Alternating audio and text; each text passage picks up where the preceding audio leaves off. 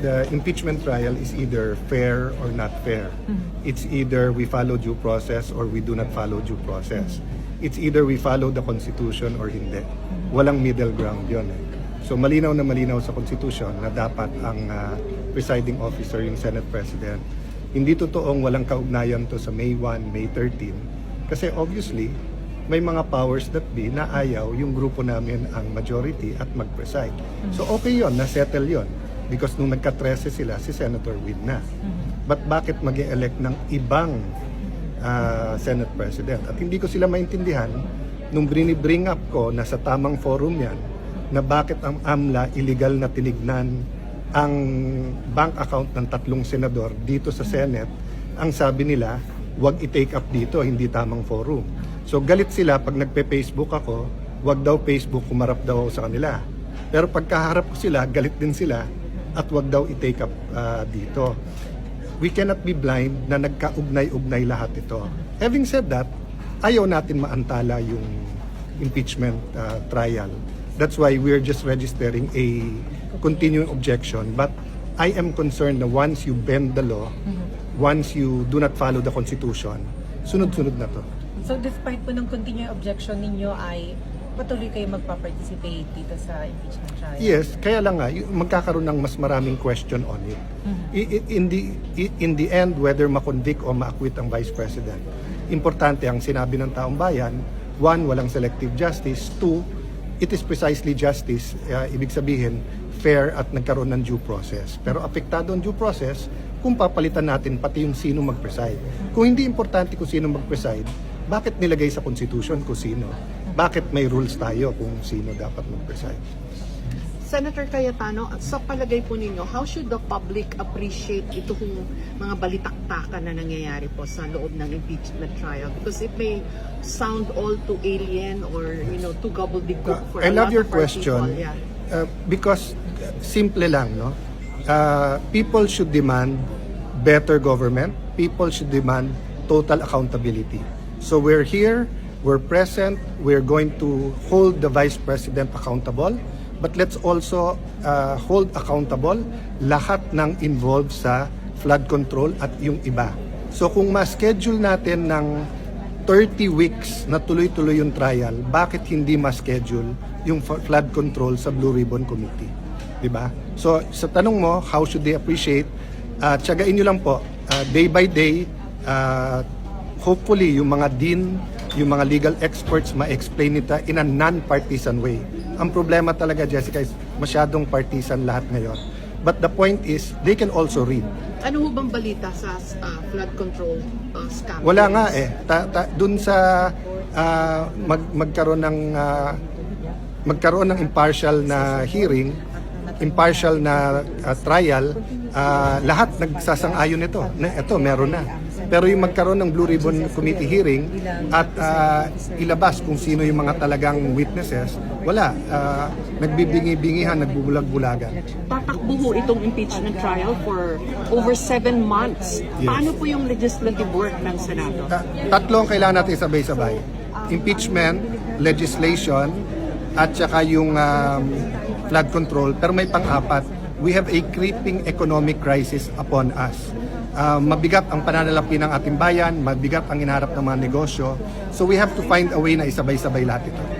Salamat po. Thank you. Ay, sir, ano po ang inyong pagbasa naman dito sa hindi pagpunta ng Vice President dito sa unang araw ng impeachment trial? No, you do not judge the strategy.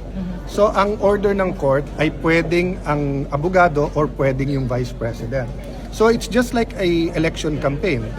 In previous election campaigns, lahat ng kandidato pumunta. Nung last election campaign, sabi ni President Marcos, mas mabuting hindi siya pupunta. So may strategy yung bawat yan eh. So kami ang titignan namin, hindi yung strategy, yung ebidensya. So it's really up to both sides. I mean, the complainants, they can be there, pwedeng wala. Diba? Basta't nandun yung panel of prosecution. Ano ang basa ninyo, ano ang pananaw ninyo doon sa nangyari sa unang araw ng impeachment trial, attorney? Well, sa video, kahapon gumawa ng video tungkol dito. No? There are 2 courts actually na dumidinig nitong ng proceedings na ito. Isa yung impeachment court and the other is the court of public opinion. So sa ganitong klase ng labanan, you're supposed to win both. Hindi lang yung doon sa Senado, but also yung sa aspeto ng public opinion. And I think, Okay.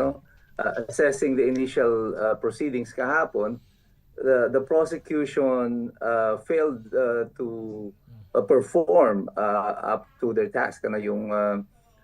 I think that talagang ano ba yung kinder word doon? Parang wala. Parang Okay. nilampaso sila nung depensa kahapon. Both in the aspect of the legal proceedings in the Senate and also before the bar of public opinion. So doon sa una, maraming nagtatanong, attorney pagdating bakit dalawa ang nakaupo doon sa taas, doon sa plenary hall ng ating Senado. Tama ba yun? Ano ba ang nasa batas o sa ligang batas natin patungkol sa kung sino ang mamumuno sa isasagawang impeachment trial? Nangyari lang po yan na dalawa yung nakaupo dyan noon, kung natatandaan ninyo, ng impeachment ni Erap Estrada. Because in the case of a president, ang nakalagay sa konstitusyon, ang presiding officer will be the Chief Justice of the Supreme Court. Okay. However, dahil si Nene Pimentel noon was the Senate President, he still has to sit doon sa itaas. One is a Senate President and the other is as the presiding officer. Opo. However, pagdating sa ibang aspeto ng mga iba pang public officials who are impeachable, like the Vice President, ng mga commissions, ang rule dyan is that the presiding officer kasi supposedly under the Constitution is supposed to be the Senate President. But in this particular case, dahil parang inamin ng mga senador ng mayorya na hindi kaya ni Win Gatchalian na mag-preside over the impeachment proceedings, they decided to elect another officer to Yes, preside. opo. Yun ang si Chief Justice. So ngayon, walang papel si Win Gatchalian. The better option would have been for him to just step down, kasi wala na siyang papel doon. Nagmukha tuloy siyang katawa-tawa doon sa itaas. Kita niyo daming mga memes tuloy sa kanya na SP daw, saling pusa, kung ano-ano mga pinagsasabi sa kanya. It's because he need not be there anymore kasi wala na siyang irurule. There is nothing more for him to rule over dahil si Chis Escudero na nga dapat ang magiging presiding officer. So, yun ang sitwasyon nila. It became funny na nandun siya. And legally, ang punto nga dito ng mga Cayetanos, and I agree with Senator Pia Cayetano, the constitutional provision is very clear. The deliberations in the 1987 Constitution, deliberations ng commission that drafted the Constitution is very clear that the presiding officer is automatically the Senate President. So wala dapat eleksyon na kagaya ng ginawa nila kahapon. Okay. So ibig sabihin nito mamaya siguro hindi na natin makikita mamaya muna doon si Senator Win Gatchalian. Yun ba ay pwede na ba? Kumbaga yung presiding officer talaga mamaya si Senator Escudero, pwedeng bababa na siya kasi maraming taga nakapuna dito, attorney. Nagpupulas na lang ng salamin niya, kunwari nagte-take note na lang. Uy, nagbabasa naman. O, yun Pero nga, siya yung rules of hindi nga yun nga sinasabi. Kumbaga tama kasi si attorney, umalis ka na dyan kasi hindi rin ikaw presiding officer. Umalis ka na dyan. Kumbaga, sumama ka na dun sa baba. Pwede ba yun? Tama po. As ang description ko nga dyan, very awkward yung sitwasyon niya doon sa taas kasi Oo. kitang-kita siya ng camera tapos he's not doing anything. So he's trying to keep Wala himself eh. busy. Alam mo yun, parang nung elementary at high school, kapag ayaw mong matawag ka ng teacher mo, di ba? Yukong-yuko kang gano'n. Tapos nagbabasa ka para magkamapunan ng teacher. No, di ba? Ako That's what rin. he was doing yesterday. So nakakahiya pa yun. Di ba? Buti pa bumaba na lang siya. Tama. And give way to Chis Escudero. The point kung tama ba yung paghalal nila kay Chis Escudero, yan, magiging constitutional issue pa yan later on. Okay. Ito pa, attorney, tama kahapon nung yung pagsalita po nitong si Senator Escudero, 16 votes para po makonvict itong si BP Sara, 16, pinanindigan 16. Hindi kaya nila muna inopen ito? Kasi kapag inopen kahapon ito, magiging malaking debate na naman ito at hindi po magsisimula yung mismo impeachment trial. Posible ba sa mga kalagitnaan ng dito impeachment trial ay bubuksan ito na wag nang 16 yung threshold kasi hindi sila kompleto tapos idadaan naman ito sa botohan? Well, they have a problem there, itong majority ngayon. Because that pronouncement came from the Presiding presiding officer himself. Yes. So, if later on, babaliktad si Chis Escudero dun sa kanyang position, di lalong nakakahiya yung kanyang position dyan. And that will also delay further these proceedings kasi pag pinilit nila na below 16 yan, the defense can go to the Supreme Court to thresh out ano ba talaga itong yung voting na requirement. Is it 16, 14, di ba? So kaya I think ko yung pagkaka-aresto kay Senator Marcoleta, sinasabi wala daw kinalaman sa nangyayari ngayon sa Senado na impeachment. I mean, you can tell that to the Marines, pero dito sa mga tao natin, mga na, parang ang labo-labo naman yan. Sabihin mo walang kinalaman yan. On the first day of the impeachment, aarestuin mo si Senator Marcoleta, di ba? So, alam na natin to from the very beginning, sarsuela lamang itong itong impeachment na ito. Oo, so naging matagumpay sila doon sa layunin na hindi humarap at hindi makapagsalita ang ating senador sa unang araw ng impeachment trial, attorney. Ay tama po. Kung ako man yung nandun sa majority, di ba? Talagang matatakot ako makaharap si Senator Marcoleta sa debate. So they have to eliminate people doon na makaka-join doon sa deliberation. I'm not discounting yung abilidad ng iba pang mga natitirang senador. Yes. But we all know yung capability ni Senator Marcoleta. And he will be a pillar of wisdom on the part of the senators kapag nandun talaga si Senator Marcoleta. Okay, majority vote. Nilinaw yun ng presiding officer kahapon na attorney na 2/3 vote at walang dapat na ibang bilang ang lumitaw para makonvict ang ating vice presidente dito sa isinasagawang impeachment trial. 2/3 votes, attorney, di ba? Yeah. At least nakita natin, may paninindigan itong presiding officer. Anong basa po ninyo doon sa kanyang naging paninindigan? Well, alam nyo, ako from the very start, sinabi ko na ito noon, si Chis Escudero didn't want to be in the majority. Kitang-kita mo yan sa kanyang body language, even when he voted for kay Win Gatchalian noon, nung 12 pa lamang sila, wala pa si Villanueva. Kita mo na from the body language, yung itsura niya, it's like he didn't want to be there. And I think given a choice, he also didn't want to be the presiding officer. Kasi alam mo, siya yung unang nagbasura nung nagsauli ng first impeachment dun sa House of Representatives. And now, bigla siyang ginawang presiding officer. Probably the majority is thinking na saside pa rin si Chis Escudero. So somehow, I think, yung naandun pa rin sa puso ni Chis Escudero yung pagiging abogado, yung kanyang fight for the rule of law, due process. Hindi nila matatanggal yun kay Senator Chis Escudero. So, in the long run, lalabas at lalabas pa rin yung kanyang pagiging abogado dyan. I don't think he will openly defy the Constitution. Yes. But anyway, attorney, dun tayo sa naging talakayan na. Opening statement from prosecution panel, opening statement from defense. Ano ang bigat? May nakita ba kayong magandang pahayag ng magkabilang panig patungkol dito sa unang araw ng impeachment trial sa ating Vice Presidente, attorney? Well, sa defense, I saw a lot of good things.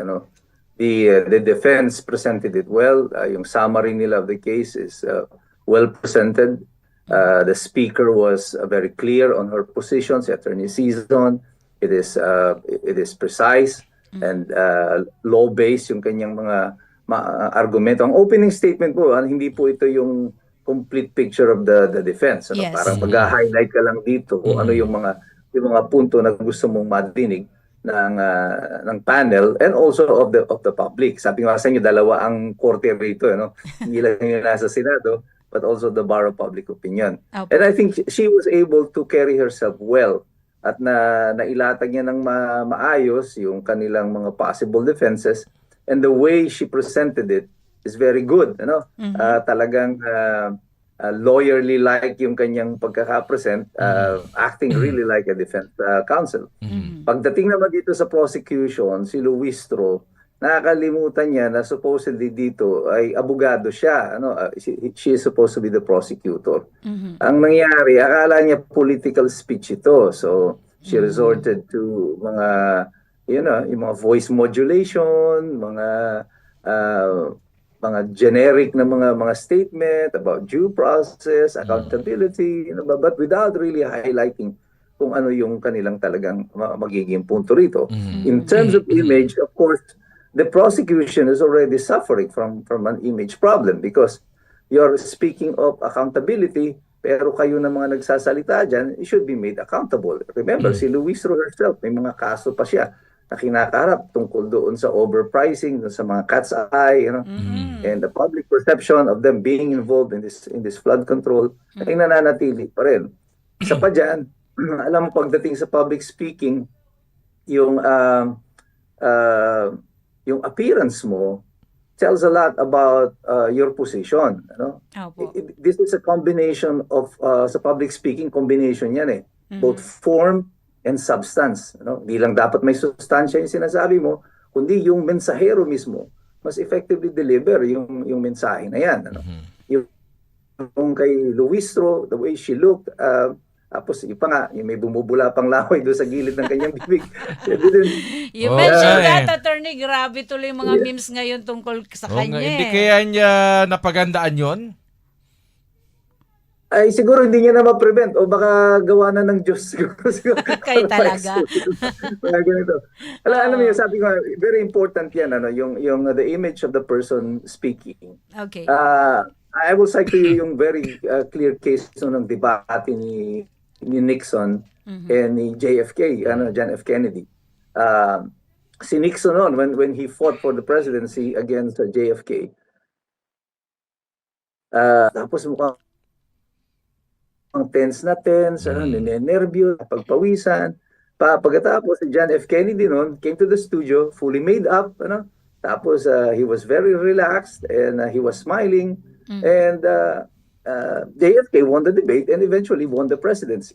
Again, si President Digong ay lumaban noong 2016, yung sa Cebu. Ayun. Ito yung turning point nung presidential race. I think yung sa Cebu. Because doon, Digong was able to carry himself well. Ano? Although hindi mamahalin yung kanyang suot. Sabi niya, kabibili lang niya doon sa palengke nung barong. Ano? Pero kung nakita ng tao doon is the image of the leader that they wanted. So everything, alam mo, pag ikaw ay nasa TV, everything is magnified. Yes. Pati laway. Oo, makikita talaga. Lahat yan, matitira ng camera lahat yan. Lalo pa naman ngayon, di ba? Iba't ibang camera ginagamit. Zoom na zoom yun.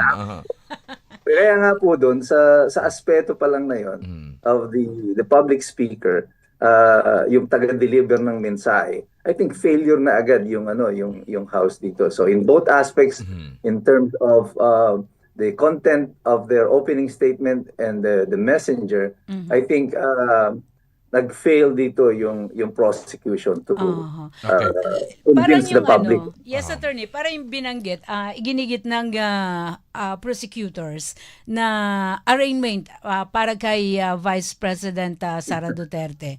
Ito ay napagpasyahan ng impeachment court na kahit wala doon ang presensya ng VP, ay tuloy pa rin ang impeachment trial, attorney. Yes, because the rules are very clear already. Pag sumagot na yung depensa at siya naman ay represented ng abogado, hindi kailangan yun kasi hindi ito parang criminal case, ano? Sui generis nga, kakaibang nilalang itong impeachment. Hindi ka na kailangan na babasahan ng demanda laban sa iyo kagaya nung doon na nangyayari sa criminal case, yung arraignment. That doesn't apply dito sa impeachment. And Luistro should have known that. And it's such an embarrassment na, alam mo, magpo-prosecute ka. You don't even know the procedure. Ang procedure dyan, before the verdict, saka isa-isang babasahin sa iyo yung demanda o yung reklamo laban sa iyo. Pagkatapos, doon magbababa ng verdict yung mga ng House, ang Senado. So, I mean, napaka-basic nun, and she should have known that. And apparently, kitang-kita ng publiko that the prosecution is not prepared for this.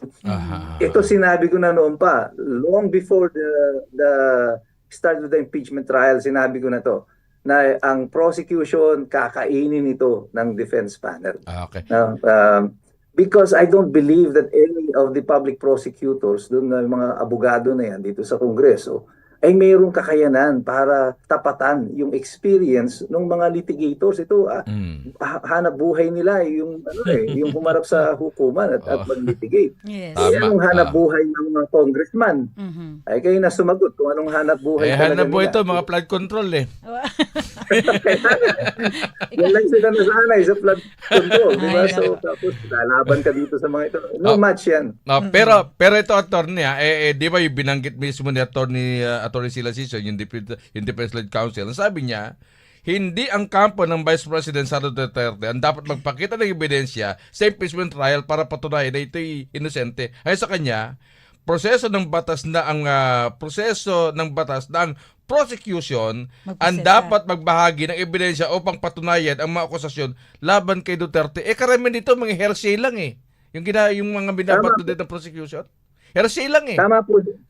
Tama po si Attorney Season doon. Because in impeachment proceedings, kagaya po in a criminal case, yung conviction ng akusado relies on the strength of the evidence of the prosecution, not the weakness of the evidence of the defense. Kahit na napakahina ng ebidensya ng depensa, kung mahina ang ebidensya ng prosecution, wala silang kaso. So, dapat mag-focus muna sila sa kanilang sariling mga ebidensya. And the way their order of presentation of evidence will tell you kung gaano kahina itong kaso ng prosecution. Nakita niyo yun, ang tinanong si Chel Joc, no? Paano ang order? Ang sinight niya na first case to be tried for them is the grave threats. Yes. Yung grave threats, wala ka na naman kailangan testigo dyan. Because ang presentation lang nila dyan, video, identify mo lang yung video. Pagkatapos yan, it is now a legal argument. Meron bang grave threat kung ang iyong threat is subject to a condition. So that doesn't require any witness. So ang gagawin nila dito, yung first case nila, mukhang i-dribble pa nila ito habang naghahanap pa sila ng ebidensya doon sa next 3 items doon sa sa impeachment. So by putting forward a case, dapat yung first case mo should be the strongest. Kasi initial impression yan eh. Yes. Dapat yung pinakamalakas na kaso mo, yun ang uunahin mo. So sa kanila, ang paniwala nila, yung grave threats, ito na yung best case ninyo. Samantarang meron kayong unexplained wealth, di ba? Meron kayong plunder. Kung ano-ano pa. Yes. Tapos grave threats, di ba? Para namang pang municipal trial court nga lang yung grave threats, di ba? Tapos sabihin nila, ito na yung best case nyo. So alam mo na that the prosecution really has nothing against BP Sara. What about yung pagnanais ng prosecutor na mabuksan yung mga bank records ng Vice Presidente, Attorney? Yung binanggit doon na Fishing Expedition 2.0, anong sinasaad ba ng batas patungkol sa mga bank records pagdating sa mga impeachment trial na ito, ng, kahit sabihin na natin, di lang ng isang Vice Presidente? Well, although may exception doon sa bank secrecy law. Actually, ang tawag dyan na ang tamang reference dyan is secrecy of bank deposit. Ano? Okay. Hindi siya bank secrecy. Yung bank secrecy nga daw, sabi ng kaibigan ko si Ed Chico, pag tinanong ka, saan ka nagbabangko? Sabi mo, secret, bank secrecy. Pero yung under the law, ang sinisikreto dito is yung deposit mo. Ano, na kung saan magkano yung transaction mo sa bangko, Transaction, yes. both to protect the banks and also the depositor. Kasi kung may divulge mo yan, di ba, walang silbi, ano? O lahat na lang ng kidnapper o holdupper, pwede kang abangan kasi alam, marami kang pera. So, in this particular case, ang sinasabi nila, may exception dyan, ano? In cases of impeachment, which is true naman, nakalagay naman doon, kung mayroong impeachment, they can summon yung bank records. However, sa kaso na ito, ang pwede mong gamiting measure dito ay yung nangyari sa BIR, BIR records. Na pinipilit nila na ipa-open doon sa House, at ngayon dinala sa Senado, at ngayon pinasauli ng Senado because it was never even marked. Okay, so what is clear here on the part of the prosecution, kaya ngayon pa lamang sila magpapa-issue ng subpoena, it's because they do not have anything. So kaya nga fishing expedition ito eh. So magpapasubpoena na ngayon ng bank records pero nag-allege ka na may ill-gotten wealth. At ang purpose nila, kaya nila pinababangga yan dito sa records naman ng BIR, ay pagbabanggain daw nila yung BIR records with the actual bank transactions or bank deposits of Sara Duterte. And the reason for that is that hindi naman nila nakuha talaga sa AMLAC yung mga bank deposits because AMLAC doesn't have it. Yes. Ang meron lang ang AMLAC ay yung transactions, the record of the transactions. Na sinertify na nga ng BPI na nagkamali sila, ano, na doon sa recording of the transaction, parang nagpaulit-ulit yata yung recording ng transaction. So right now, even the evidence supposedly from AMLAC na questionably pa nga, ano, kung pwedeng i-divulge ito ng AMLAC dahil at the time na nando sila sa House of Representatives at inilabas nila ito, hindi pa naman yun yung ano, it's not an impeachment, and there is a prohibition under the law, under the Money Laundering Act, about pag-divulge ng mga information na ganito. Kaya nga nagdemanda na si Mans Carpio, di ba? Kasi hindi naman siya public official, pero pati siya sinasama ng AMLAC doon sa pag-divulge. So maraming problema ang prosecution dito in terms of evidence. So, but what is very clear now para sa taong bayan ay at the moment, walang hawak-hawak na ebidensya ang prosecution at ngayon pa lamang sila pagkakalap ng ebidensya gayong nasa trial na tayo. Attorney, meron ka pa? Yun natin isang ebidensyang hawak nila, yun daw nga nagsalita si BP Sara na kapag namatay siya, meron siyang inutusan dito kay yung sinasabing papatay kay dito sa Pangulo, sa First Lady, at dito kay dating Speaker Martin Romualdez. Kung kayo po, sapat na ba yung evidence na yon, yung binanggit? Yung may Vice hitman. President, na meron siyang hitman na binanggit yan ni Congressman Jervil Ruiz na ngayon lang mayroon lang Vice President na may hitman. Ngayon lang may Vice President na ganito. Ano pong take niyo doon, attorney? Kasi ngayon din lang may vice president, nabalang ang ipapatay. Diba? So, lahat yan. Nga naman. Kumbaga, if you are the one, if you have information that you are being targeted for assassination, yes, diba? Anong gagawin mo? Diba? You have to do something to thwart that. So what the VP did is a tactical maneuver. Ano? Pinunahan ko kayo, sinumbong ko na kayo sa taong bayan, ipapatay niyo ako. So that ngayon merong kumausap sa BP, assuming na totoo yung sinabi ni BP Sara na yun. But how can you be liable when you're dead? Diba? Kasi may condition eh. Pag pinatay ako, so patay na si Sara Duterte, di patayin nyo rin sila. Ngayon. Kumbaga, Counter pala yan. Counter parang ganun. Because it's subject to the condition, pag namatay si VP Sara, okay, say napatay nila si VP Sara, anong liability ni VP Sara? Ayun na nga. You cannot prosecute someone from the grave, di ba? Patay na nga siya. You cannot be criminally liable from the grave kasi namatay na nga siya. So, wala pong conspiracy na yan na sa Philippine law na yung kaso na yan kay Sara Duterte to commit murder from when she's dead. So you cannot conspire with Yes. anyone or be criminally liable when you're dead. So malabo po itong yung kaso na to. So in the end, sabi ko nga sa inyo, magsasayang ng oras ang prosecution dito because bottom line ito, it will be a question of law. Anong sinasabi ng batas? Is there really a legal liability when your threat is subject to a condition? So, Okay, yan ang- yung binabagit nyo na magsasayang lang dito yung prosecution, talaga sabi nyo na kanina, mismatch ito.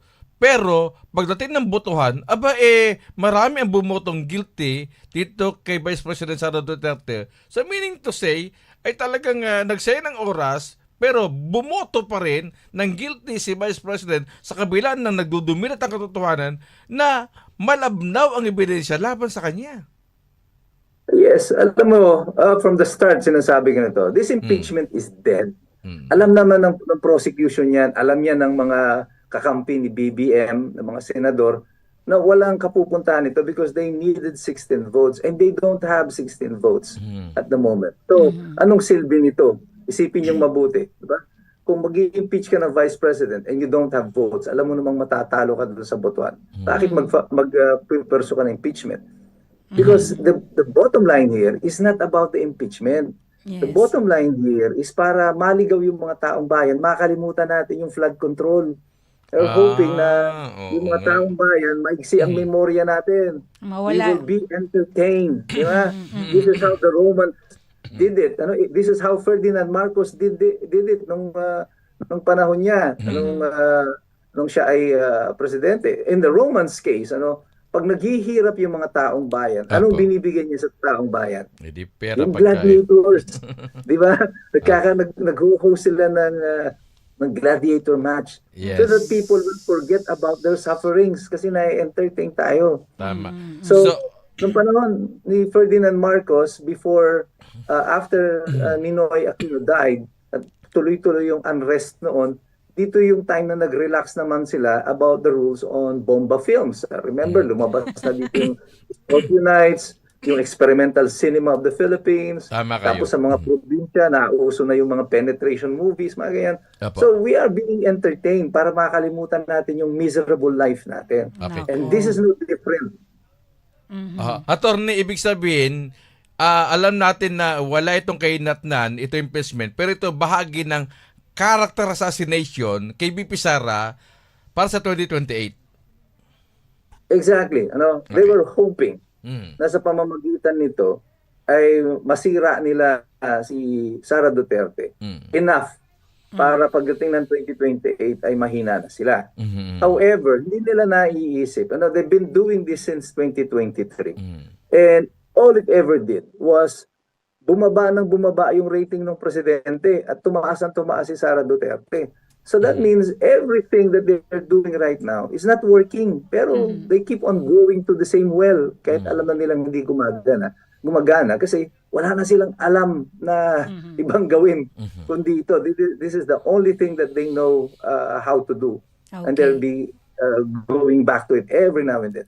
Last point na lang, Attorney, going back doon sa isinusulong naman ni Attorney Alan Peter Cayetano na makasama sa paglilitis ng impeachment, Attorney, itong sina Senator Dante Marcoleta at si Senator Jingo Estrada. Is it possible, Attorney?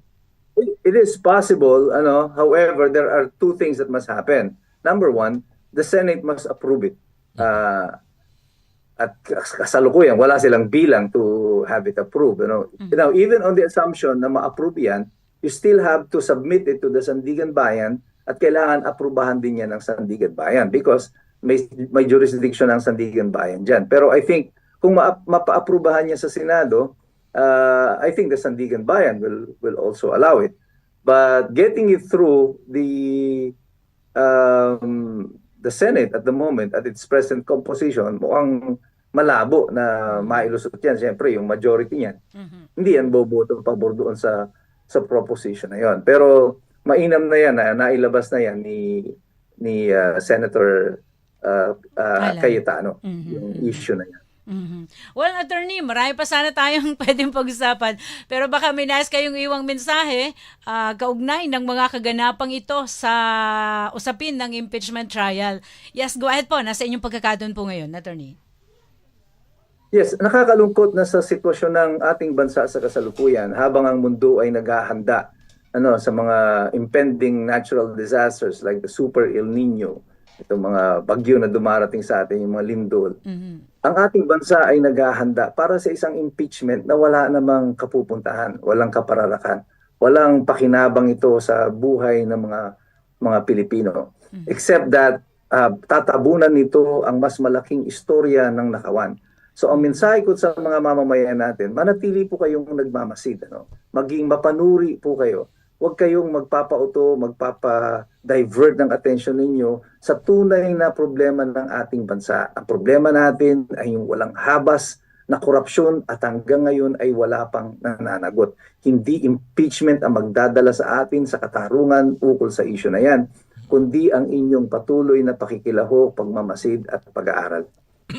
Maraming salamat po sa inyo. Alright. Thank Thank you you, so thank much, you, Attorney. Attorney Mike, sa mga paglilinaw ng mga legal na usapin na nangyayari nga dito sa ating bansa.